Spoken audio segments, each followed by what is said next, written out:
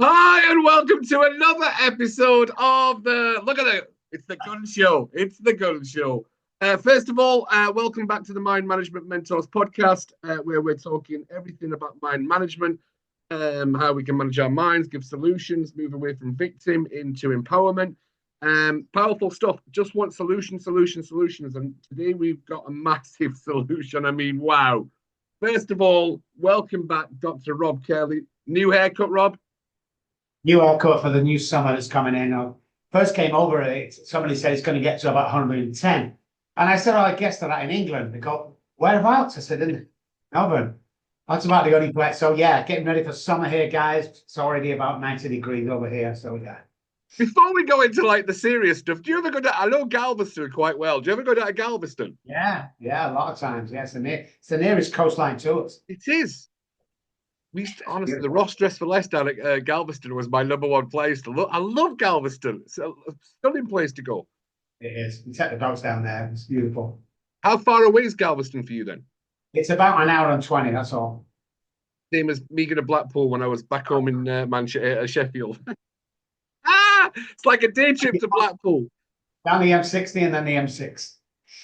Wow, So, unbelievable. and the N55, I can remember well. Yeah.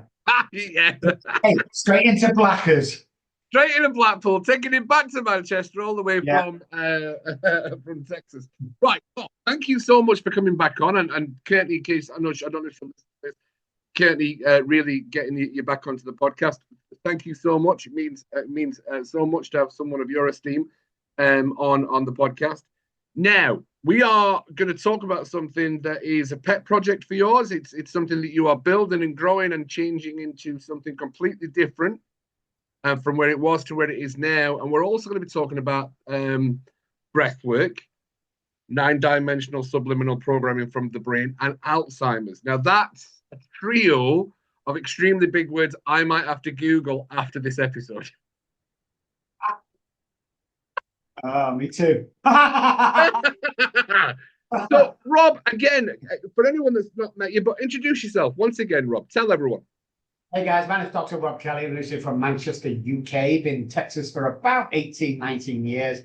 I am a PhD psychologist and I'm also a PhD behavioral scientist. We're neuroscience experts. And basically what we do is we reprogram and restructure the brain around patterns, which is basically our problem. We heal childhood trauma and we deal with things like alcoholism, addiction, PTSD, childhood trauma, depression, anxiety, all that stuff. So anything to do with psych. We have five or six offices around the world. We have San Antonio is where I am, guys, and then Dallas, Texas. Courtney's there, and then we have Manchester, London, Switzerland, and Spain. So we're pretty much a big deal over here. I have books out there. I've done lots of TV, big name TV stuff, and just over here, just trying to learn more about the brain and the minds and the central nervous system around healing. So yeah, I've done about 10,000 patients over 30 years, and we have a 98% success rate, which is unheard of. And we're the only company in the world that offer you money back guarantee if you relapse after being with us. Unheard of. But I wanted to find out what addiction was, and when we cured addiction, we found out that the treatment that we're using works with any kind of brain, Alzheimer's, depression, all PTSD. We do all that stuff. So yeah, exciting time for us. And when we, so we are going to have a lot of comment. Brilliant. This is definitely in the wheelhouse of where I work, and I know that I checked on your website about brain spotting and EMDR. You've done that as well, so I know that we're both well versed in how trauma is stored differently within the brain. But Yeah. when you're talking about healing, and especially on a somatic level, because I think there's some really powerful techniques that I know I use with my clients and things like that. How how is it that there is, because I would suggest that you're not mainstream, Rob. No, Uh, no. I wouldn't. Alternative, is that the word?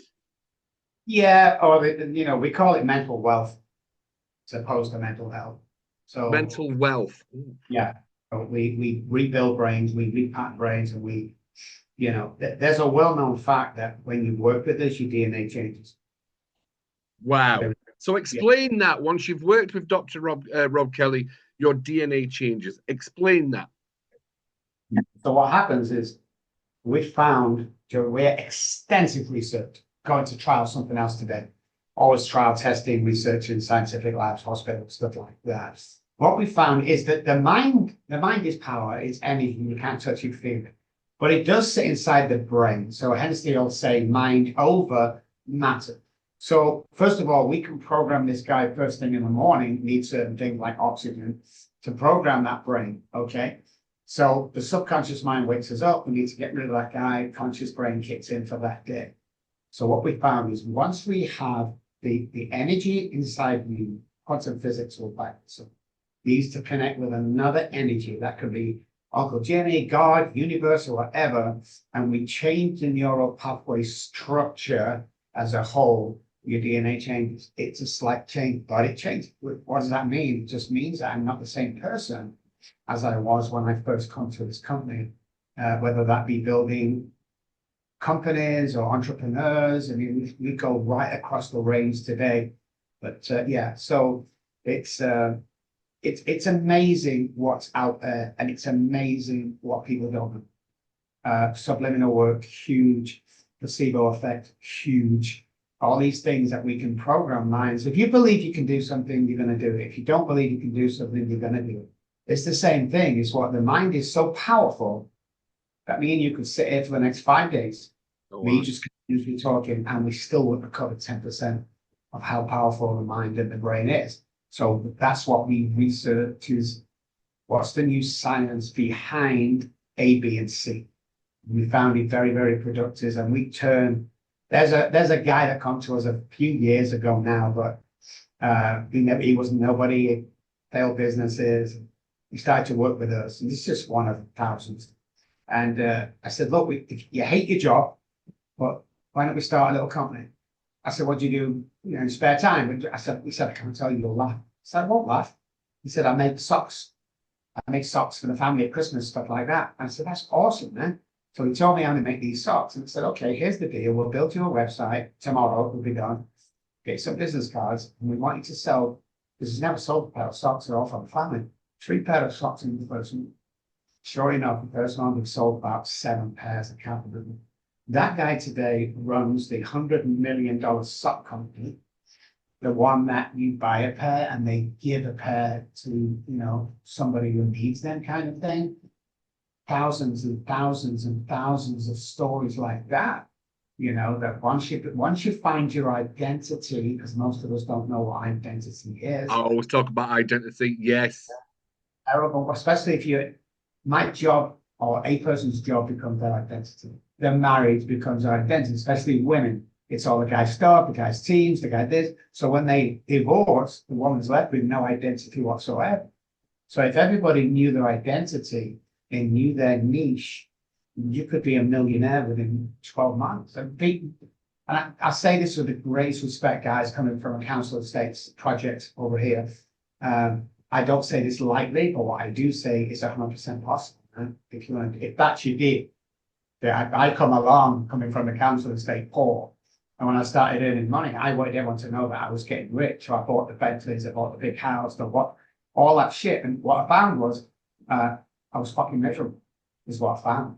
Yeah. So, you know, if I just, Janet, I took 100 grand, Janet, when I'm at, if we just get 100, because I always worry about money. If we just get 100 grand in the bank, I'm never going to worry.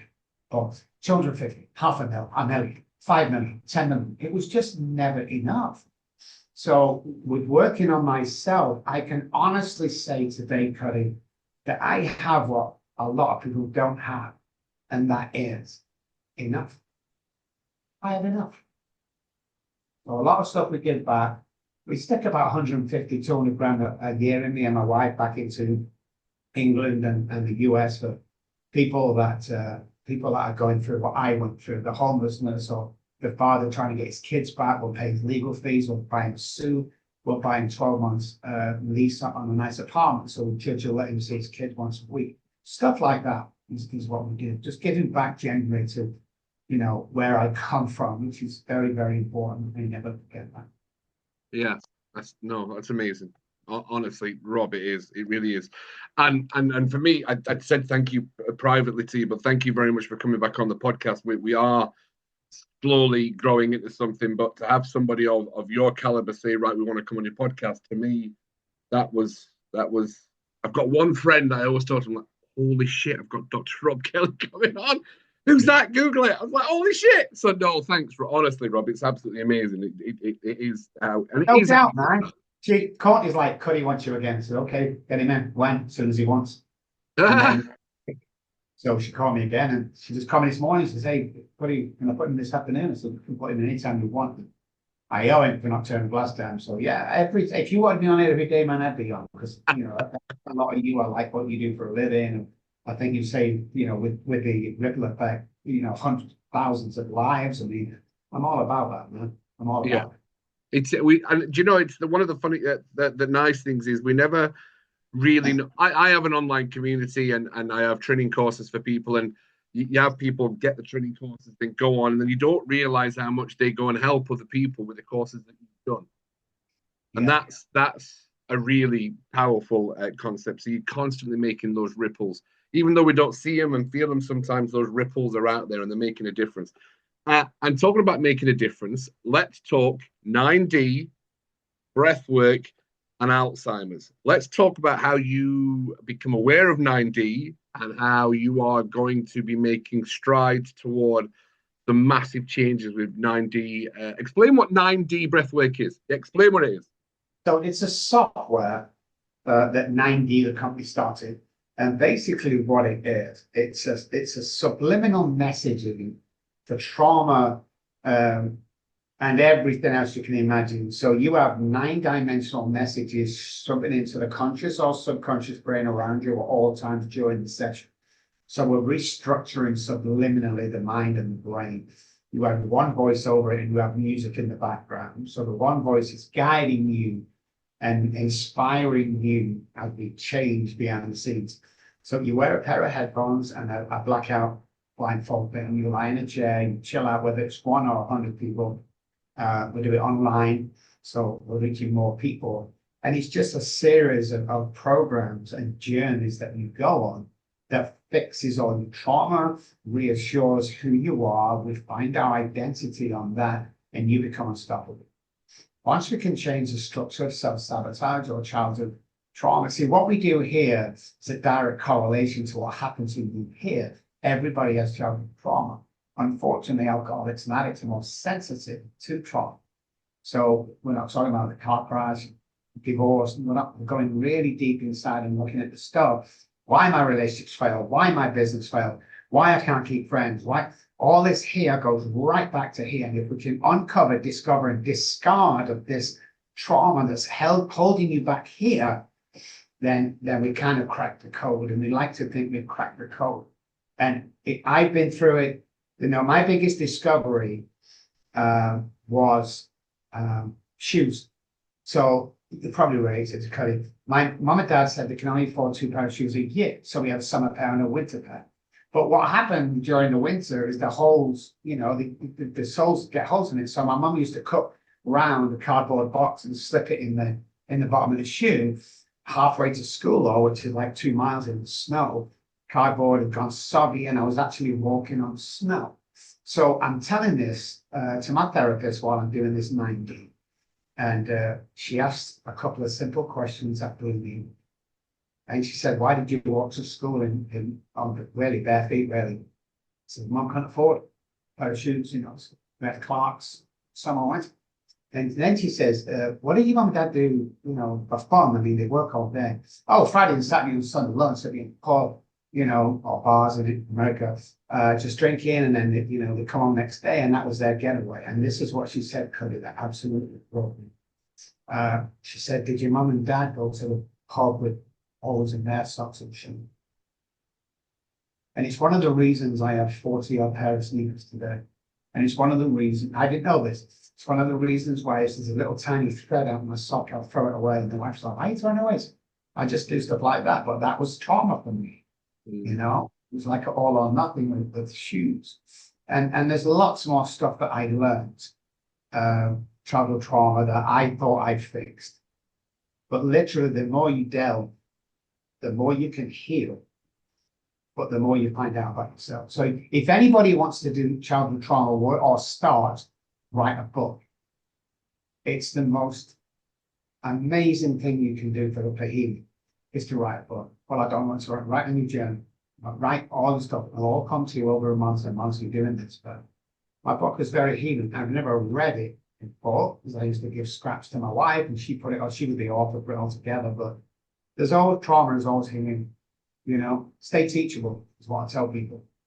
So, you know, we've actually seen, like I say, 30% increase in Alzheimer's, which is our new baby. Her mom died of Alzheimer's, and so did her dad, and so did my mom. So it's really close to our heart that we do this and we do it right.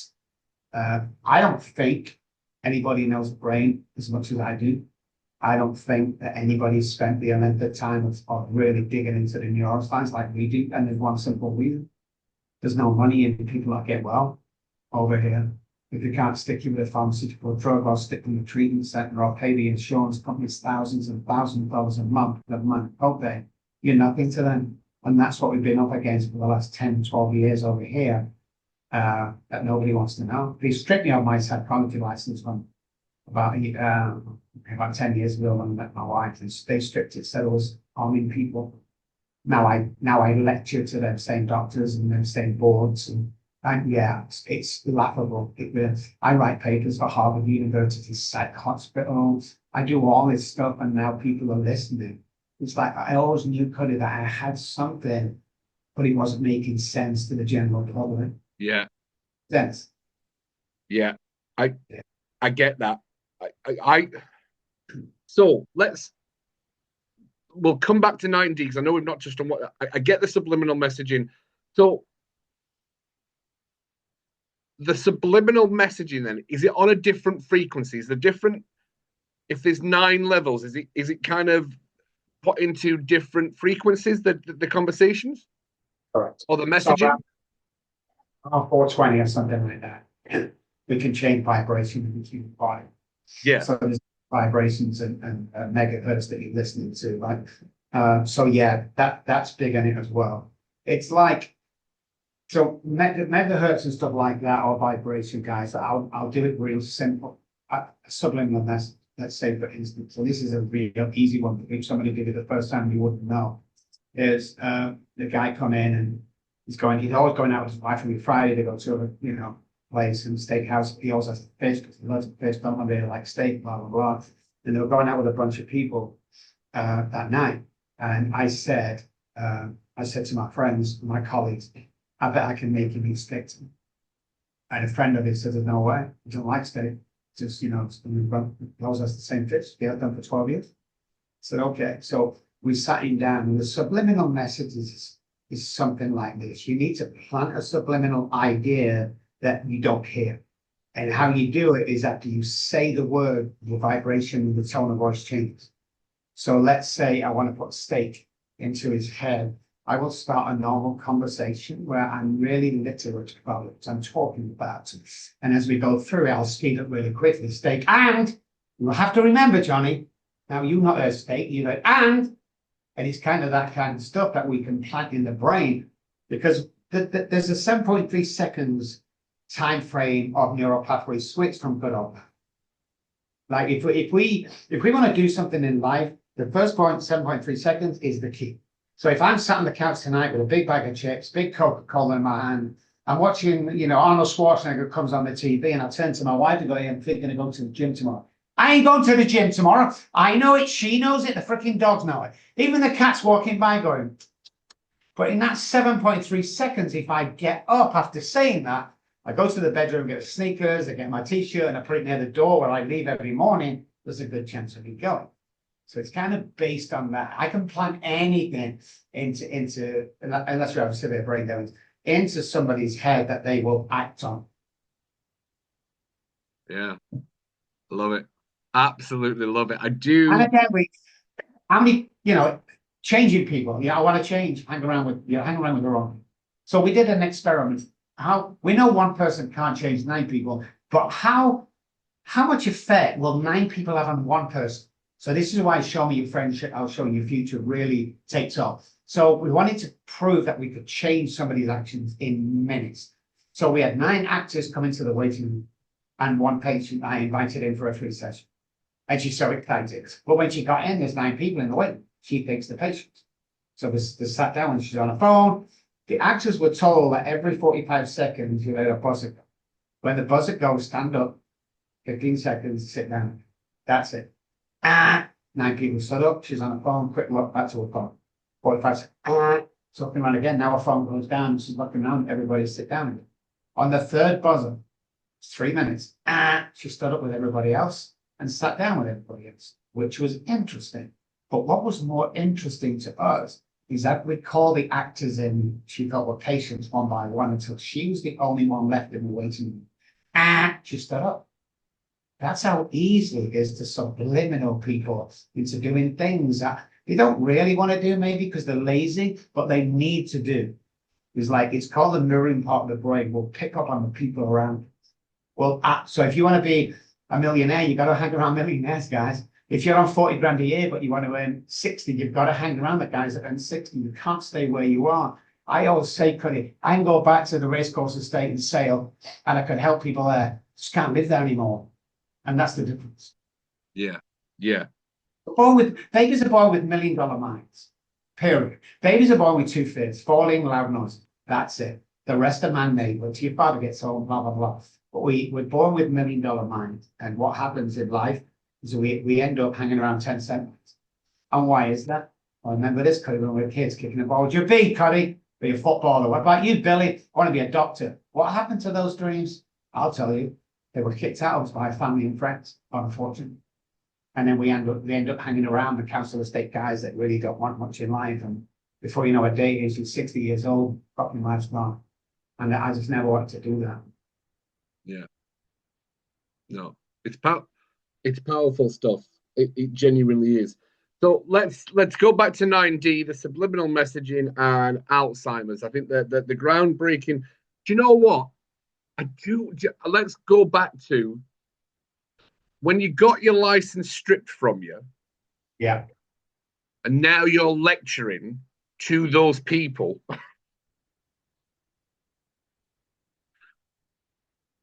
How does that make you feel? First, it was a case of, I told you so, never said that to anybody. But guys, if you think you're onto something, don't let anybody put you off that. There's 2 words we say, says who. You can't do that, says who. So, yeah, it gave me a sense of achievement. But I still suffer slightly from the imposter syndrome. When we're invited to these conferences and there's 600 doctors there, surgeons, government officials, all that stuff, and I'm about to go on stage, some now and again a little voice will come and go, who the hell do you think you are? You're a lad from a council estate, and a bad council estate at that. All my friends are dead, most are running signed for murder, the rest are drugs. And then it goes away and step on the stage and it all comes. It's very, very fulfilling for me, because I had something that was a pipe dream, and I've turned it in with my research and studying into a palatable subject that people can swallow bit by bit and go, oh my God, this guy's making sense. It's kind of that. And when you, just by the way, this is really fascinating, Rob, because we were talking before, about being humble and ego, and what's the difference between knowing you've got something and not listening to people saying you can't do this and you can't do that? What's the difference between having that gut feeling and knowing that you've got something that can change the world and keep going? And what's the difference between ego, fuck yeah, I'm going to go and do this anyway? Yeah, I've always got to watch my ego, so does that. When people say I'm going to follow my gut feeling, they're always right. And I'll tell you why. People don't listen to this called somatic experience. We don't listen to our body. The gut feeling goes back to the tribal roots, where one of the tribes want to get a gut feeling of something bad, and they'd either run or they get ready to fight. So it's a real thing. Everybody gets a gut feeling when they have choices. So that gut feeling for me, but we're onto something here. Even when we just decided that neural pathways, which are thought patterns, neurotransmitters being the chemicals we need in the brain to be happy. We just knew that they could change because of the behavior. So when I took my second PhD behavioral science, my professor sent me to the zoo, Chester Zoo, for a year. And I hated that man for that because it was freezing cold, it was snowing, but I was sent there for a year to watch the chimpanzees and the apes and the gorillas. And what I found was 98% of communication is non-verbal, first of all, and how they nurture and all this stuff. And it just become fascinating. But it all started because of my alcoholism. Nobody knew what I was suffering from. Everyone thought you should just stop. Just stop because of your kids. What's wrong with you? You educated kids, just stop. And I couldn't. And that's what really intrigued me. It's like, why can't I? And then we found out about the hypothalamus, which was a game changer. But again, people were like, no, I'm not too sure about this. But when you know, it's like packing your job in and following the dream. You either know or you don't. That gut feeling says, go for it. Absolutely go for it. And that's when you should take notice of that. I mean, you don't have to be all in. If you want to start a little business, selling whatever online, when you get home all weekend, you can turn that into an empire. The only person stopping and reviewing your beliefs. So if you're sat at home right now and you don't think you're good enough to do anything, don't think your life's going to achieve anything, I want to apologize to you because somebody's put that there. That's not a normal thought pattern of a baby coming into a child. The thought pattern is that I can do anything. Kids don't have any fear. Kids have no fear. On my best day, I think I'm a 9-year-old running around with a fucking Superman cape on. Try and beat that. You can't. So if you have no fear, then there's nobody stopping because you're just like, people today, have you just invested how much in them offices? Well, $1 million. How do you sleep at night? What are they going to do to me that I haven't already done to myself? Yeah. So most people like me get 2 lives in one lifetime. We get the first one that we mess up completely, and we're lucky enough not to die. I died twice. So your second one, you're gonna be happy every day. You're gonna push it out. You're gonna see how far you can take this. You're gonna, there's a point and a standard and a piece in time. You've got to stand up and go, you know something? I think I'm this good. I really did. And I surround myself with people that remind me of that every day. That you're amazing. Because we don't tell people. Nobody tells anybody you're amazing. They don't. He already knows. Oh, yeah. You told him. Nah, he already knows. Nobody fucking knows, guys. Nobody knows. So that's why it's important for a couple of things every day. I need to compliment 3 people every day. I'm blessed enough to monetarily bless somebody every time I leave their house. And you will never hear me negatively speak about nothing or nobody because words are very powerful. They really are. Internal battle that turns to external. So I watch where words are right. You can't take it back, and you can kill somebody with what you say. You might not think you are, but you'll never recover from that. It's just there's no cure for it. You can't do it. How many people you could kill with that line? Brain and the minds of people doing anything you even think of them at the time. So the only reason your business is not surviving is you because of the trauma. So you get to a certain point where every single neural pathway for health, for wealth, for success, for all that stuff is already in the brain. There's billions of neural pathways in the brain. So when you're trying to connect, say business, as you get all the trauma kicks in, you miss the connection for this. What we do is we connect it with stuff we do. Once it's connected, you can't unconnect it.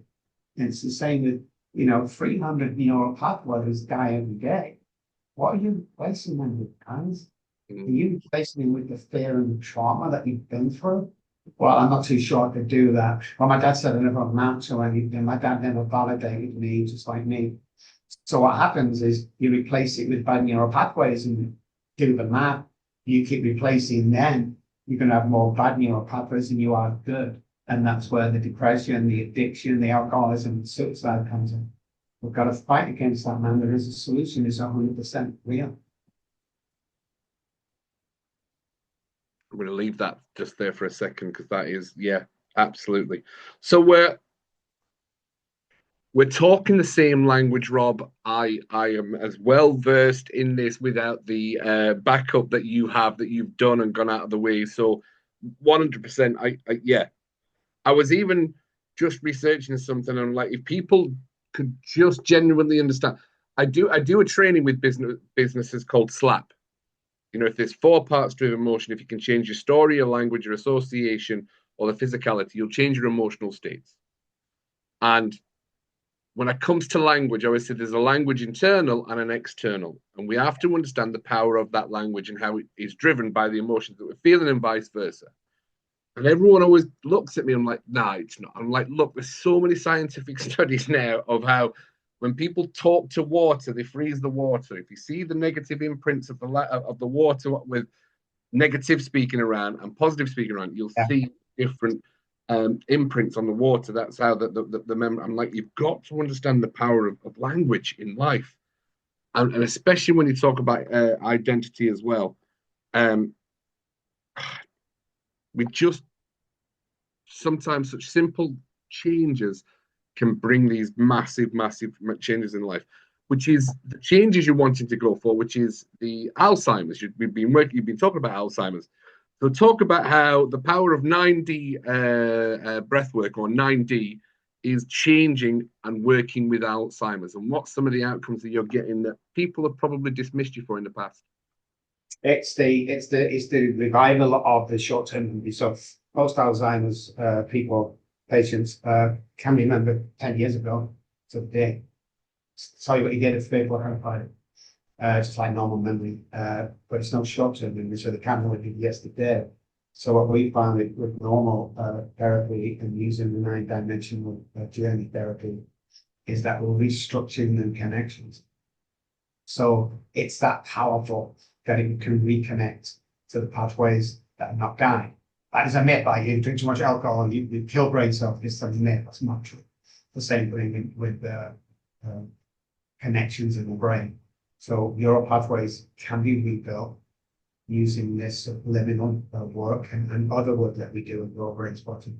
So we found out that the connections are being made and short-term memory is coming back. So we're still working with a patient now. That's called Jane. When she comes to us, she can't do what she did yesterday, day before that. She can, bring to memory a year ago. And everyone's tried, everyone's failed. She had somebody sent millions of doctors and stuff. So what she did, we're having full-blown conversations via text, me and her, about what she did yesterday and the day before.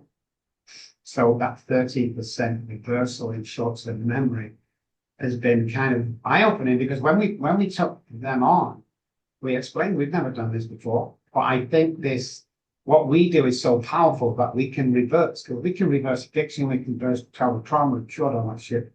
And they voluntary, yeah. I mean, they paid to come there, obviously, but they said, yeah, okay, we don't know anything, but we want to try it. So it's really early on for all 3 patients, the 13% recall of short-term memory, which is mind-blowing. But we tell that with everybody. If you come with addiction, go and seek help, go and seek treatment, go in a treatment center. And if you want to build a business, go and see an entrepreneur. And if you still can't do it, come back to us. Because it's not so much the business.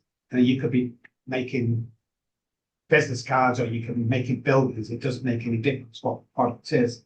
If the mindset is right, you will be successful. That's it. And it's just impossible not to be successful. We've got to surround yourself. And we found that with the Alzheimer's patients is they've got words to say. We have buzzwords for the husband to say, to recall. The minute she gets out there, or they get out of the car in the car park, we do all our research and find out what the favorite football team is, what they like to do, and then, say it's Dallas Cowboys, or let's say Manchester United, what I mean, Scotland here. We would, for instance, that she'd arrive with her husband, and then when she gets out, there'll be a discarded something with Manchester United on it in the hedge. She doesn't see it, but subliminally she does see it. She comes to the door, there's another patient just leaving. They have a Manchester United shirt. She doesn't notice that. She does. And then she sits down in reception, and on the big TV in reception, we're playing a Manchester United game.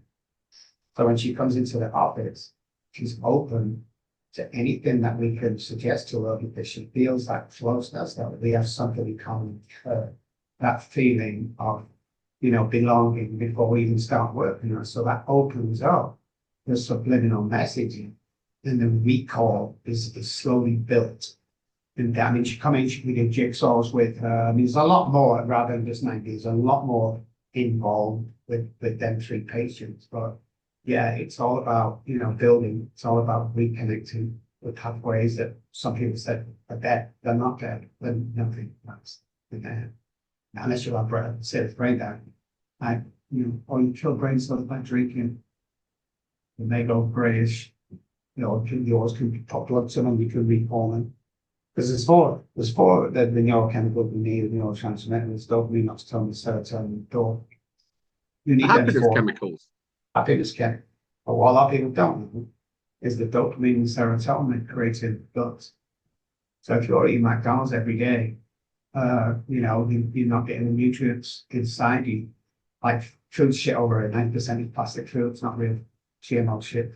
So what happens is if we can't, let's say we're eating a packet of chips or whatever, a health bar, and there's all GMO in it, we'll find out that some of the stuff, especially the rancid oil like canola oil, sunflower oil, we can't methylate that as a human being.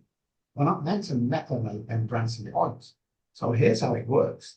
I eat, let's say my dad can't methylate onions, and I live in the house, and he creates or gets heart disease. I leave the house and I'm trying them on the same diet as they used to eat. I love onions, so I continue to eat onions. I can't methylate. Everything we put in the body is converted. Nothing we put in the body is the same. We have to convert it and methylate into energy. So if I can't methylate a certain protein or food, there becomes a deficiency. That deficiency, for instance, causes my heart problem. Now I think the cause of my dad. It's biologically impossible. So it's stuff like this that we go through with patients, the explanation and the convincing of patients that you will have short-term memory recall. You will have. And the more you reinforce it in subliminal or normal language days, the more they start to believe it. There are millions of studies, about all sorts of stuff when they're not taking the right pills, or they're taking the right pills, and some are not, and it's fantastic results. There's a great surgeon in Germany. He called 10 people with really, really bad chronic knee problems. That most of them couldn't walk properly, need walking sticks. And they told us that placebo effect, the word I was looking for.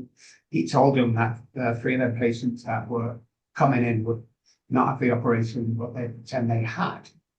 Okay, so only 7 years getting the operation. But what they did is that the 3 that wasn't getting in the operation, they cut the knee. So it was stitched up as if it would happen. Then 3 people that didn't have anything done, but the cuts were made and the stitching went back, walked perfectly fine for the rest of the year. And then 2 out of the other 7 had problems because they thought they had SIBO and their mind got the better of them. It blows my mind when there was a guy, I think it was, I don't know what it was. It might have been American. But these articulated lorries, the cold ones, the cold freeze ones. Yeah. He worked at a company doing that, and his job at night time was to go around and close all the stuff, or open them. Open all of them to show other people there's nothing inside, don't break into it. Okay. But somehow he opened the back of the truck and he could see a box at the far end. Somebody had left it. So he gets in, it goes, and the wind gust slams the doors. And he can't fucking get out. Well, he's panicking because he knows it's freezing cold in the freezers and stuff like that. So when they found him 2 days later, hey, you think, Johnny? So they found this, opened it up, it's froze to death. The problem is it's 72 degrees in that wagon. It was nowhere near freezing, but his mind told him that they're going to freeze step, and so he did. So if we can create certain images and certain neural pathway changes in your head, then it's going to become. We've researched all of this stuff to find out how far the mind will take it if somebody else keeps convincing you. There's a study in England where we went into, it's been done before, the early days, 90s, maybe 2000s. We went to a school, posh school in Cheshire. He was a good friend of mine. And I said, we come up with a test that will give us the top 3 students between 9 and 12 in your class. And he said, there's no way. I said, there is. Let us do this test. So we took these 20 questions down, give them out to all these kids. They filled them all in. Said, we'll be back tomorrow with the results. And he said, well, this is still a joke, right? I said, I'm saying, I'm serious. So we went back next day and he said, what are the three? He said, kind of the name's Jimmy. Jimmy? Are you sure? Oh, yeah, we're sure. And Beverly. Beverly. Okay, let's go through some problems right now. Okay. And Peter. Okay. We'll be back in 12 months' time to see how our guys are doing. Like, Rob, are you sure about Jimmy? Like, I'm telling you, you come to the top of this. And we went back a year later. So how's our guys doing? And he said, well, I don't know what's going on here. We need to contact the government. This is mind blowing. That test is mine, blah, blah, blah. He said, how are they doing? One's been accepted to college, one's captain of industries, others, and he's absolutely mind blown geniuses, 3 people. And he said, well, you've got to tell me how you did it. And I said, well, what we did is we collected all the exam papers, and on the way home, we picked 3 random students out and we threw the rest away. We took their names down and come back. He said, yeah, Rob, I don't get it. He said, well, because you treated them like geniuses, so they become. And it was a simple lesson to us that we can change people by just talking, convincing people that they are absolutely a different person to what you think you are. And you are 80% more powerful than you think you are. And you are 20% more good looking than you think you are.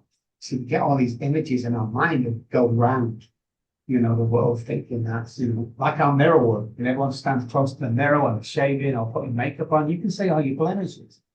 If you stand 6 feet away from the mirror, you don't see all the blemishes. When's the last time you met in the office? Hey, Jimmy, because we don't do that. So when you realize that this is a lot better than that, then your confidence boosts. And that's always the great start. Again, if you think you can do it, you can. If you don't think you can do it, you can't. Either way, you're right. The wrong answers are there. This time I'm going to convince you that you're an absolute rock star before you believe you're a rock star. And I'm going to do anything subliminal to make that happen. So what? The brain doesn't know the difference between the truth and the false, by the way. It has no idea. So if you're making something up and acting like that, if you want to be a millionaire, start acting, talking, walking, speaking like a millionaire, you'll become a millionaire 9 out of 10 times. Not the product, it's not the business, it's not the girlfriend or husband, it's the people you hang around with, and it's an internal dialogue. And the brain restructuring all of them. How many times I told you, Robert, mate, you can't go to college like your brother, you're too stupid. Jesus. Still bothers me to me. Mom wasn't, she was just having a laugh at this, but that injured me for a long time. Like believing I can't do shit. And then I met a guy, about 16, on the park bench outside school, waiting for the bus, and we talked about doing everything that you need to do, and don't say no to anything, and do as much as you can. You won't last long. And I said, what if people tell me I can't do it? Says, wanting to say these words to them, says who? And I've used that all my life. You can't come to America, be an Oprah, says who? You can't come and be 100 men, says who? I don't mind his fucking words. Same with our marriage. We got married on Monday, I think on the Wednesday, we had an argument about something stupid. And I said to my wife, I'm not doing this. I'm not doing this marriage like this. I'm not doing it. Arguing. And she said, well, that's the way marriage is. And I, for whatever reason, shouted back, says who? And we both looked at each other and we made our own marriage up. We laugh every day. We dance in the bathroom. I'm surprised she's not been there and throw something on me yet. He used to throw the water on me. Teddy bear will bounce off my head or something, especially on live TV. You make your life up, guys, and don't follow the herd. We don't have time. People think we got time, but we don't have time. 1 minute off to kindergarten, next minute off to college. That saying everybody uses, but it's so true. If you don't do it today, you never do it. Oh, and by the way, you're never going to be ready. Well, it's like having children, you're never ready. You're never going to be ready. No one's going to go, hey, Robbie, today's the day, boy. This is the day we're going to stop. No one's doing that. No one's coming to help us. But you'd be surprised at what you can do. And then you get to a place like I and millions of people are, where you can literally say that I don't give a shit what people think about me. I don't care. Whatever. There's a great comedian over here who was talking about another girl and she was attacking. and she was the DJ, and he's like this multi-millionaire comedian. And this, I always say this to people when they try to attack me. There's only one of us wearing $12 worth of jewelry, and he ain't me. And they go, it's like, you could have done this years ago, but I'm established now. So whatever you say is silly. You probably sat in your mum's basement, 35 years old, 2 marriages under your belt, your kids don't see you, and you want to give advice to me? Stop it. So, journey, curing Alzheimer's. Literally, we're going to start ticking a lot of boxes. So, in the personal development world, whether you like him or whether you don't like him, and I was talking to somebody else about him, I've always kind of liked Tony Robbins, to be fair. I've liked him. I know there's a lot of people don't like Tony Robbins. Grant Cardone, I don't follow that much, to be fair.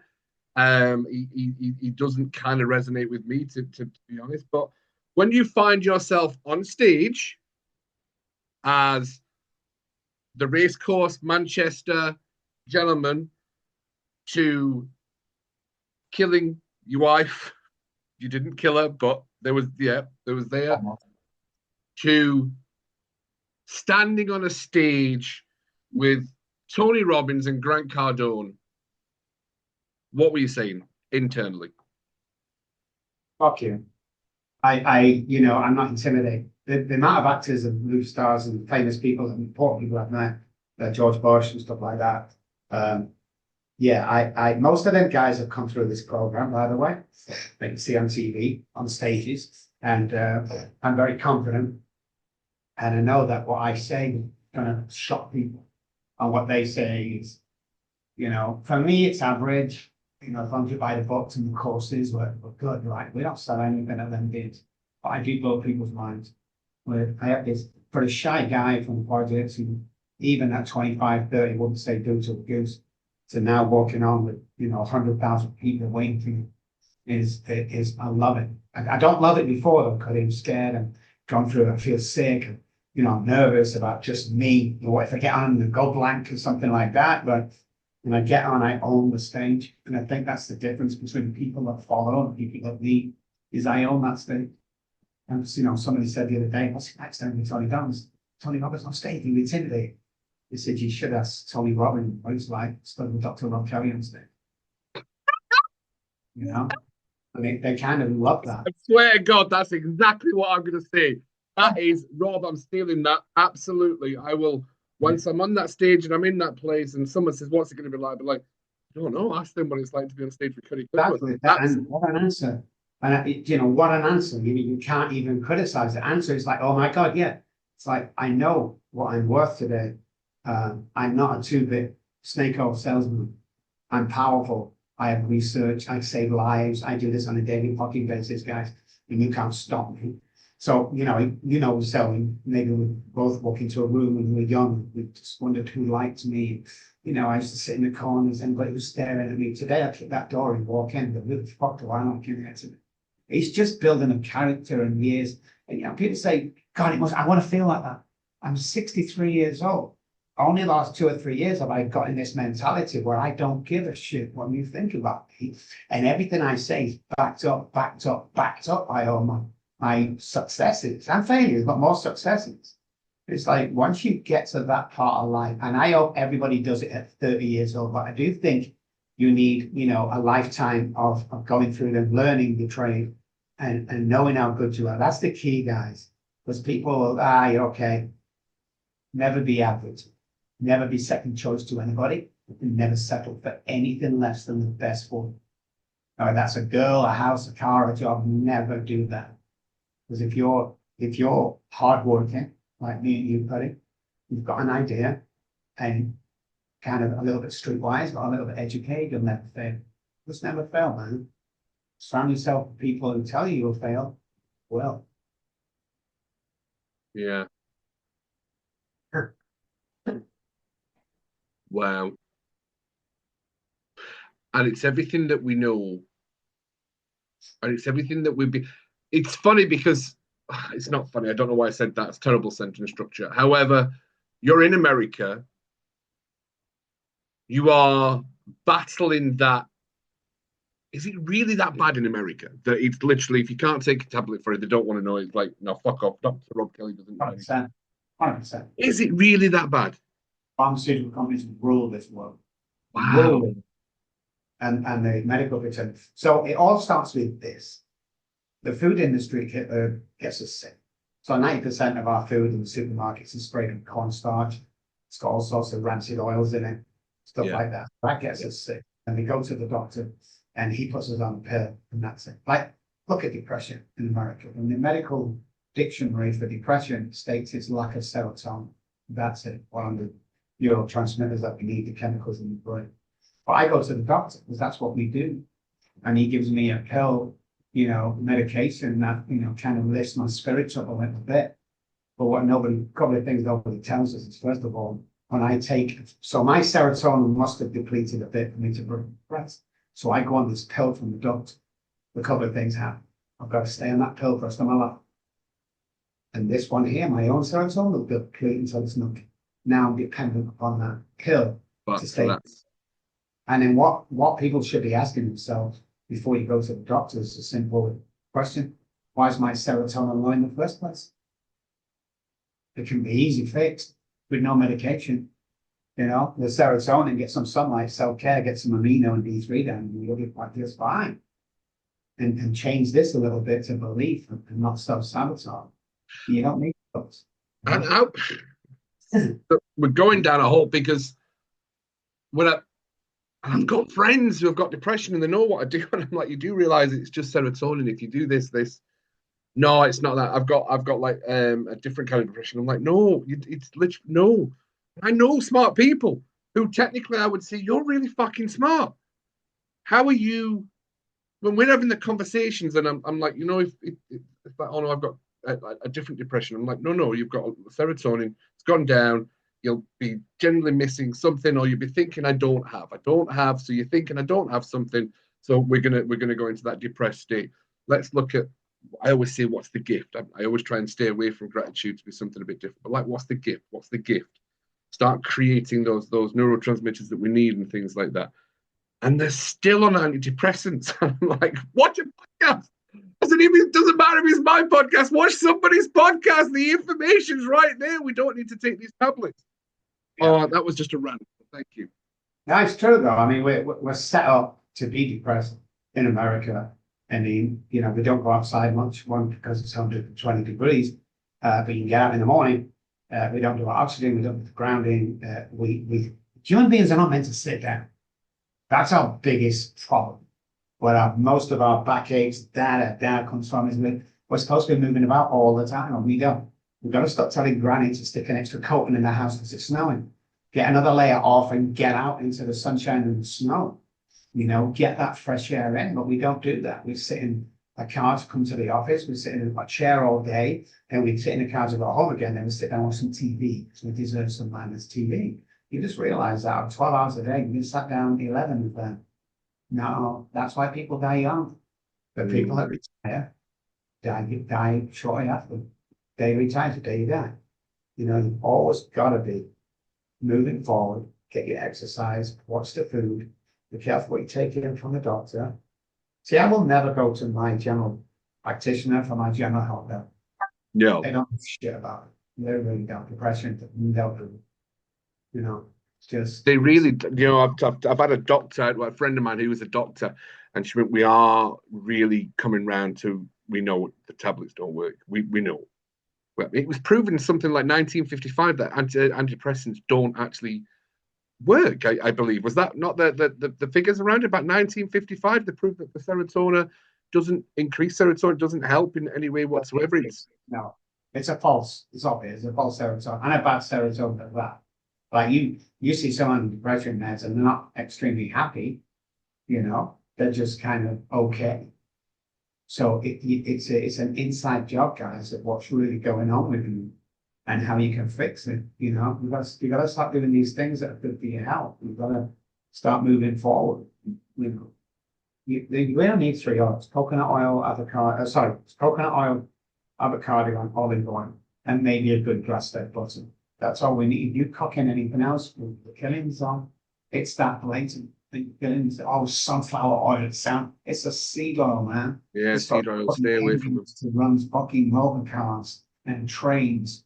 So when Rockefeller back in the day, when the trains started to deplete because the motor car came along, he had fucking millions of gallons of this oil that he'd been pumping out. What should we do? So he created a health board that convinced everybody that sunflower oil and the likes are great to cooking. Biggest load of shit. It's like breakfast cereals. You want diabetes? Fucking first of all, go to the diabetes website and follow the diet. You'll get diabetes. Secondly, eat cereal, man. I mean, how did Kellogg's get so famous? And what they don't tell you is Mr. Kellogg, who created all the cereals, his brother was a doctor. So he created a panel and he created that breakfast is the most important meal of the day. That's not true. But Kellogg's took off, man. It's like oatmeal. Oh, we're going to eat. It's the worst thing you can eat. You feed that to the horses, man. And we got Lucky Charms. Well, that's poisoning our kids. Poisoning you.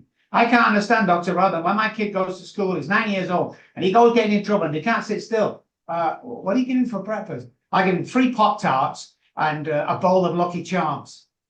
Really? So why don't we break that down? You just give him 17 spoonfuls of sugar and you expect your kid to sit quietly. What's wrong with you? But we don't know. We don't know. But we carry on doing what we know because it's a comfort zone. Nobody likes change. Everyone likes the comfort zone. So, Dr. Robb, are you going to be the face of the cure of Alzheimer's? Yes, I am. I knew it. I am. Yeah. I mean, code most things we're working with, you know. You don't offer a money back guarantee if it doesn't work. Nobody does that apart from us in the world when it comes to psych stuff. But yeah, I do think that we're gonna change the world with it. And I think we'll be the leading authority as time goes by on this. I really do. Because we're aggressive at it, you know. I'm a different doctor. I don't take any shit. You know, if you're not into what we do, go away. You're either in or you're out. You're either pregnant or you're not. You're not a little bit pregnant. You're either in. So when we get patients come in, they're all in. And that's a huge start for us. I think so, yeah, definitely. And you talked about, just before we start wrapping up, because I know you've got other things to go to and things like that. How are you noticing the power of vibration in everything that you do? Are you noticing a correlation between vibrations? 1,000,000,000%. Okay, so let me talk to you about vibrations a sec. Nobody really knows what happened. So if you listen, music gives us the vibration, some of the vibration we need. If you want to take it a step further, listen to 2-chord songs. A Whole Lot of Love by Led Zeppelin. It changes the body structure. Okay, if you put some salt on a speaker at a certain vibration, that will turn into like a crystal or a star, all the salt on it, because the vibration is amazing. The only reason we have praise bands and worship bands in church is not to play a few songs and make you happy. It's nothing to do with that. It's to get you on a vibrational level to receive a message from the pastor or the priest. That's all it is. Because you're on that kind of 420 megahertz. Now your mind is open and willing to get that message in because the vibration and frequency is perfect for that message coming. Plus the shape of the church and the acoustics. Beautiful, yeah, beautiful. But we found that I'm just thinking that's every church has a structure, doesn't it, with the organ, and there's always an organ which is a different vibration. Yes, exactly. That's why organs are loud and praise bands are loud. You know, they're never soft because they've got to get into your soul. You've got to get into the vibration, changing that. And you never feel bad when you come out of church. You ever notice that? Right? Even if you hated the message, you still feel bad because of the music. It's like the oxygen, you know. When you go to the gym, lift the weights. It's not the weights that make you happy. It's between the sets. Run as hard. It's not the running. It's the oxygen you're getting in. The music is what does it, you know. You've got to start knowing this stuff, guys. This is your life and your body. Stop letting people tell you what to do with it. Oh, well, I think we should be taking this medication and then that says who? Do your research. There's thousands and thousands of people a month message me, I want to taper off a benzo, but my doctor says no. Get another doctor. Yeah. What? I don't get it. There's a great line from Tom Cruise, and he wants to jump on his helicopter and spin round, and then he does that plane thing where he's really in, by the way, and he's strapped.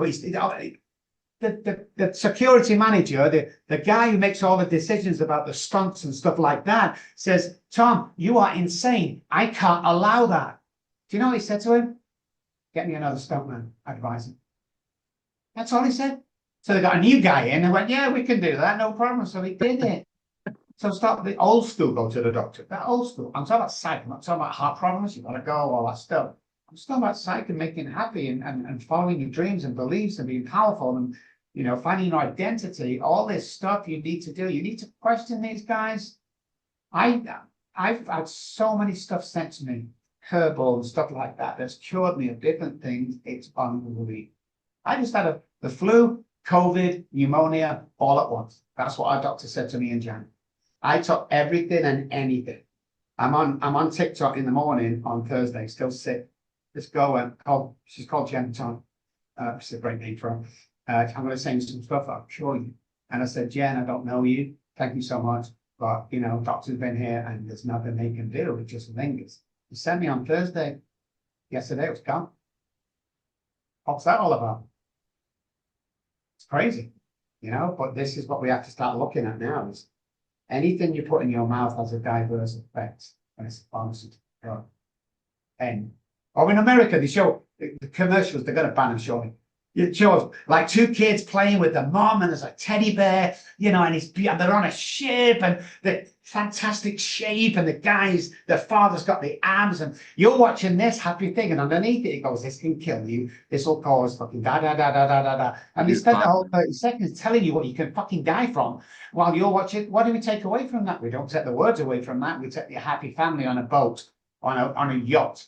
I want to be the happy family on a yacht is what the brain says to us. So I've got to go to the doctor, which you can do over here. I want that drug. And he'll write you a prescription for it because I want to be happy like the guys on TV. It's fucking insane. Absolutely insane. It is insane. We are. Wow. This has been insightful. As always, Dr. Robb. Yep, get the guns out. Show them the guns, baby. We have deep dived so much in this episode. Vibrations, Alzheimer's, the 9 levels of subliminal programming with 9D.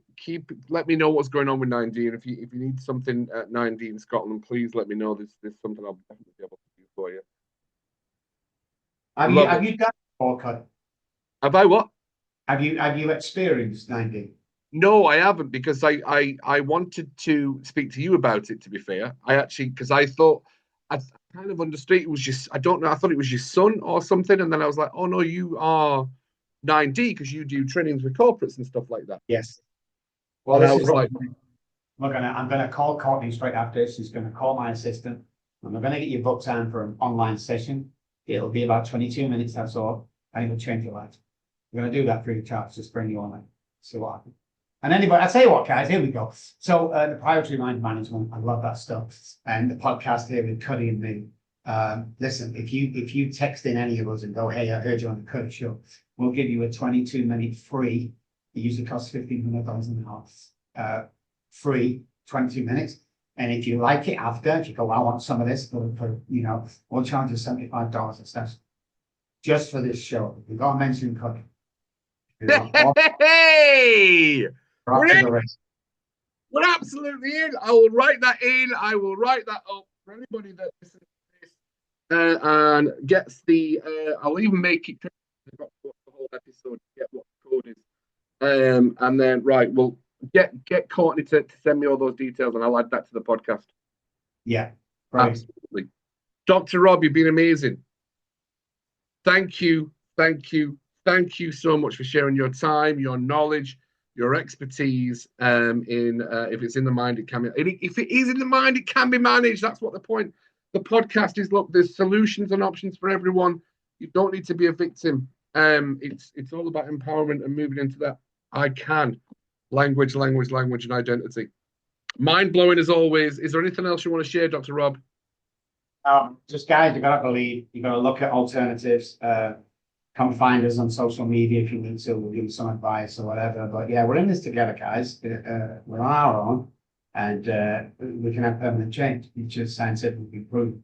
In neuroscience backs up, quantum physics backs that up. It's like it's a win-win deal for you guys. You know, you've got to change. Stop listening to other people. Hang around the people that you want to be. That's it. And stop getting the shit what people think about. There's not really yesterday. We think I walk into a room and the door closed behind me and everybody looks at me. No one gives a shit about me. No one gives a shit about t-shirt, shoes on the way. You've got their own problems. And the minute you get that out of your head, the more peaceful you'll be. Absolutely. And as always, big love from Cuddy, and we'll see you on the next episode of the Mind Management Mentors podcast.